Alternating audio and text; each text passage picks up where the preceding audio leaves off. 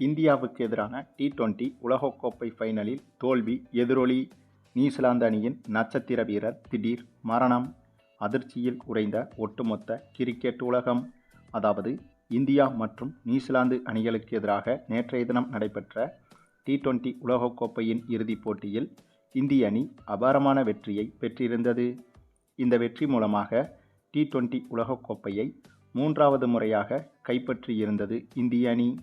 அப்படி கைப்பற்றி உலக சாதனையாகவும் இதை மாற்றியிருந்தது. ஏனென்றால் இதன் மூலம் 3 முறை டி20 உலகக்கோப்பையை இந்திய அணி கைப்பற்றியிருக்கிறது. இதை மற்ற எந்த அணிகளும் செய்ததில்லை. மற்ற அணிகளில் அதிகபட்சமாக 2 முறைதான் உலகக்கோப்பைகளை கைப்பற்றியிருக்கிறது. அதே சமயம் நேற்றைய தினம் இப்படி ஒரு வெற்றியை இந்திய அணி வீரர்களும் இந்திய அணி ரசிகர்களும் இப்போது வரை கொண்டாடி வருகின்றனர். ஆனால் திடீரென சற்று முன் வந்த செய்தி ஒன்றில் இந்த கொண்டாட்டத்தை நிறுத்தும்படி சூழ்நிலை உருவாகிவிட்டது. ஆமாங்க, அதற்கு காரணம் நேற்று நடைபெற்ற இந்த போட்டியை எடுத்துக்கொண்டால் இந்த போட்டியில் பல சர்ச்சைகளும் வெடித்திருந்தது. குறிப்பாக இந்த போட்டியில் நியூசிலாந்து அணி சேசிங் செய்து கொண்டிருக்கும் போது இந்திய பவுலர் ஹர்ஷ்தீப் சிங் பந்து வீசினார். இவர் பந்து வீசி கொண்டிருந்த ஒரு ஓவரில் இவர் கைக்கு நேராக வந்த பந்தை பிடித்து ஸ்டெம்பை நோக்கி எறிவதற்கு பதிலாக நியூசிலாந்து பேட்ஸ்மேன் டேரில் மிட்சல் மீது ஓங்கி எறிந்துவிட்டார். இந்த ஒரு சம்பவம் என்பது பெரும் பரபரப்பாக மாறியது. பந்து தன் மீது பட்டவுடன் கோபத்தில் கொந்தளித்த New Zealand batsman Daryl Mitchell Axar பட்டேலை அடிப்பது போல கையை ஓங்கிக் கொண்டு கோபமாக சென்றார். அந்த சமயத்தில் நடுவரும் இந்திய கேப்டன் சூரியகுமார் யாதவும் வந்து நியூசிலாந்து பேட்ஸ்மேனை தடுத்து நிறுத்தி சண்டையை சமாதானப்படுத்தினார்கள். ஆனாலும் கூட இந்த சண்டை என்பது அடுத்தடுத்த ஓவர்களிலும் லேசாக தொடர்ந்து வந்தது. வழக்கமாகவே இந்தியா நியூசிலாந்து மோதும் போட்டிகளில் அந்தளவுக்கு சண்டை சச்சரவுகள் என்பது இருக்காது. அதற்கு காரணம் இந்தியா நியூசிலாந்து அணிகளுக்கு இடையேயான உறவு என்பது மிகவும் நட்புறவாகவே இருந்து வந்தது. ஆனாலும் கூட நேற்றைய போட்டியில் எதிர்பாராத விதமாக இந்த ஒரு சண்டை ஏற்பட்டு களத்தில் இயல்பு நிலை இல்லாத சூழ்நிலை உருவானது. பின்னர் ஒரு கட்டத்தில் இந்த போட்டியில் இந்திய அணி வெற்றி பெற்ற பிறகு சண்டைக்கு காரணமாக இருந்த நியூசிலாந்து பேட்ஸ்மேனும் அக்சர் பட்டேலும் கைகுலுக்கி கொண்டு பேசி சமாதானமாகிவிட்டனர். ஆகவே நேற்று நடைபெற்ற போட்டியில் சிறிய அசம்பாவிதம் என்று சொன்னால் இந்த ஒரு சண்டை மட்டும்தான். மற்றபடி இந்த போட்டியை பொறுத்தவரையில் அனைத்துமே சந்தோஷமாகத்தான் சென்றது. ஆனால் திடீரென தற்போது வந்த ஒரு செய்தி என்பது இந்திய நியூசிலாந்து ரசிகர்களை தாண்டி ஒட்டுமொத்த கிரிக்கெட் ரசிகர்களையும் அதிர்ச்சிக்குள்ளாக்கியுள்ளது. ஆமாங்க, அதற்கு காரணம் இந்த போட்டியில் நியூசிலாந்து அணியின் தோல்வியை தாங்க முடியாத நியூசிலாந்து கிரிக்கெட் வீரர் ஒருவர் தற்கொலை செய்து கொண்டதாக தகவல்கள் வெளியாகியிருக்கிறது. பொதுவாகவே கிரிக்கெட் என்பது ஒரு விளையாட்டாக பார்க்கப்பட்டாலும் கூட விளையாடுபவர்களும் கிரிக்கெட்டை ரசிக்கும் சிலரும் இதை விளையாட்டாக பார்ப்பதில்லை. குறிப்பாக இந்தியா பாகிஸ்தான் போட்டிகளில் பாகிஸ்தான் அணி தோற்றுவிட்டால் கண்டிப்பாக ஒட்டுமொத்த பாகிஸ்தான் நாட்டிலும் சிறிய கலவரமே வெடித்துவிடும். ஆங்காங்கே பெட்ரோல் குண்டுகளும் வீசப்படும். அது மட்டுமில்லாமல் டிவிகள் அனைத்தும் நடு ரோட்டில் கொண்டு வரப்பட்டு உடைக்கப்படும். அதே சமயம் பாகிஸ்தான் வீரர்களின் வீட்டிலும் ரசிகர்கள் கலவரத்தை ஏற்படுத்துவார்கள். அதில் பல நேரம் அந்த வீடுகளில் இருப்பவர்களுக்கு காயங்களும் ஏற்பட்டிருக்கிறது. அந்தளவுக்கு கிரிக்கெட்டை பொறுத்தவரையில் ஒரு சில ரசிகர்கள் இதை விளையாட்டாக பார்க்காமல் தங்களுடைய மான பிரச்சனையாகவே பார்த்து வருகின்றனர். இதே போலத்தான் நேற்று நடைபெற்ற இந்த இந்தியா நியூசிலாந்துக்கு எதிரான இறுதிப் போட்டியையும் கூட நியூசிலாந்து கிரிக்கெட் வீரர் ஒருவர் மிக சீரியஸாக எடுத்துள்ளார். வழக்கமாகவே இது போன்ற முக்கியமான போட்டிகளில் இந்திய அணியை நியூசிலாந்து அணி எளிதாக வீழ்த்திவிடும். அதுதான் கடந்த கால வரலாறும் கூட.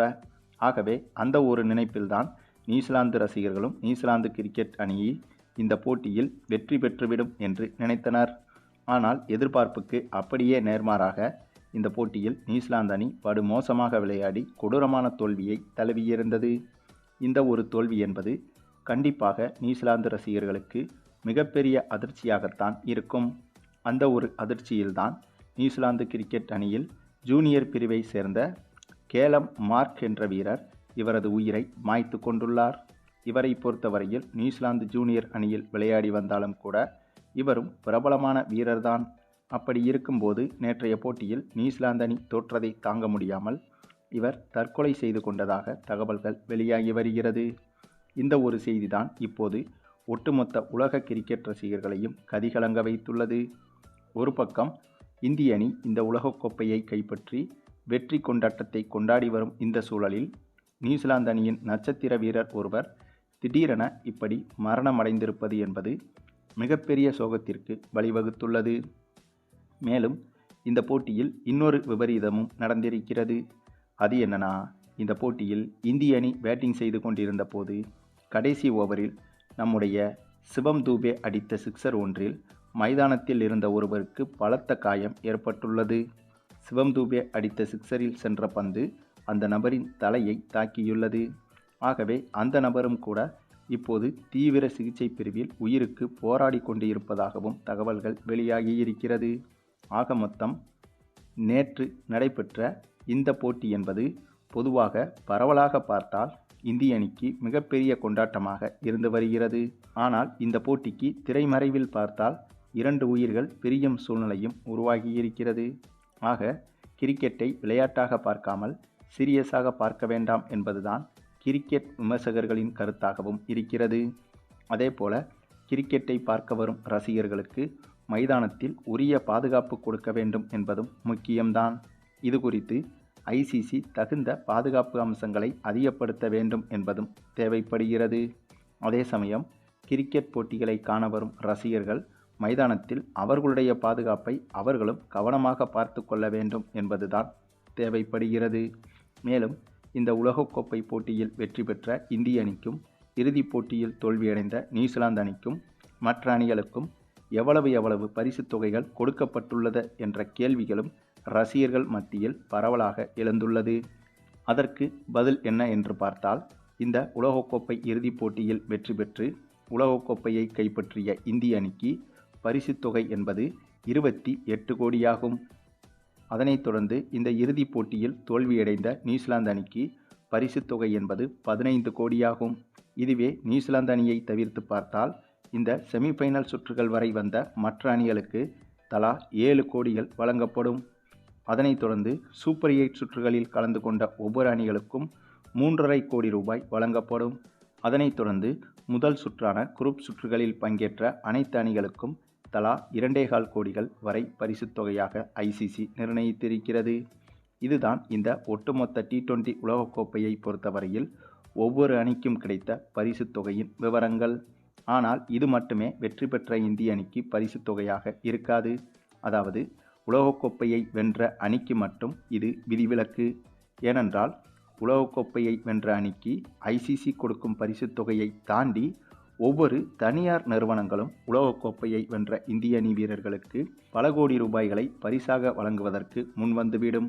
அது மட்டுமில்லாமல் தற்போது வந்த தகவலின்படி அமெரிக்க அரசாங்கமே இந்திய வீரர்களுக்கு பல கோடி அளவிலான பரிசுகளை வாரி வழங்க உள்ளதாகவும் தகவல்கள் வெளியாகியிருக்கிறது. ஆக மொத்தம் இதுபோன்ற முக்கியமான உலகக்கோப்பை கிரிக்கெட் போட்டிகளில் ஐசிசி அறிவிக்கும் பரிசுத் தொகை என்பது மிக சிறிய அளவில்தான் இருக்கும். அதை தவிர்த்து இறுதிப் போட்டியில் வெற்றி பெறும் அணிக்கு அதையும் தாண்டி பல கோடிகள் தனியார் நிறுவனங்களாலும் வழங்கப்படும் என்பதும் குறிப்பிடத்தக்கது. சரி, நீங்கள் சொல்லுங்கள், நேற்று நடைபெற்ற இந்த ஒரு போட்டியில் இந்திய அணியின் மிரட்டலான ஆட்டத்தை பற்றியும், குறிப்பாக இந்த ஒரு ஆட்டத்தில் இந்திய அணியின் வெற்றியை தாங்க முடியாமல் உயிரை மாய்த்து கொண்ட நியூசிலாந்து வீரரின் செயலை பற்றியும் உங்களுடைய கருத்துக்களையும் கமெண்டில் தெரிவிங்க. மேலும் இந்த வீடியோ பிடிச்சிருந்தா லைக் பண்ணுங்கள், மற்ற அனைவருக்கும் ஷேர் பண்ணுங்கள், மறக்காமல் நம்ம சேனலை சப்ஸ்கிரைப் பண்ணுங்கள்.